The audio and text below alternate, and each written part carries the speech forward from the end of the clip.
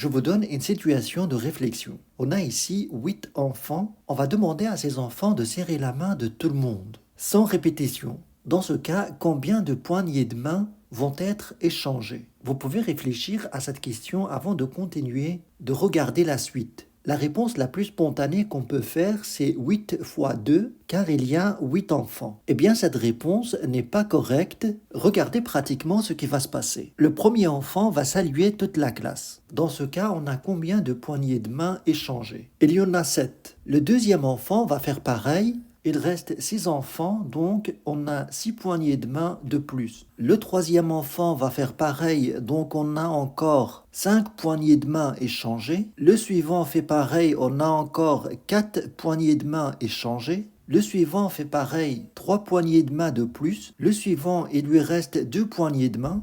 Et puis les deux dernières personnes, elles vont échanger leurs poignées de main une seule fois. Donc la réponse, c'est 1 plus 2 plus 3 plus 4 plus 5 plus 6 plus 7, ce qui fait 28 poignées de main échangées. Et donc ici, en règle générale, on a 8 personnes et le résultat, c'est 1 plus 2 plus 3 plus 4 plus 5 plus 6 plus 7 et on s'arrête à ce chiffre juste avant le 8. Si par exemple, il y avait 100 personnes au lieu de 8, eh bien on va faire la somme de 1 jusqu'à 99. Et en règle générale, si on a n personnes, le nombre de poignées de main qui vont être échangées se calcule de la manière suivante. 1 plus 2 plus 3 et on continue jusqu'à n-1. Et ce chiffre de 28 peut se calculer par 8 fois 7 sur 2. Et en règle générale, si on a par exemple n plus 1 personnes, le nombre de poignées qui vont être échangées, c'est 1 plus 2 jusqu'à n. Et d'une manière générale, en mathématiques, si on a 1 plus 2 plus 3 plus jusqu'à n,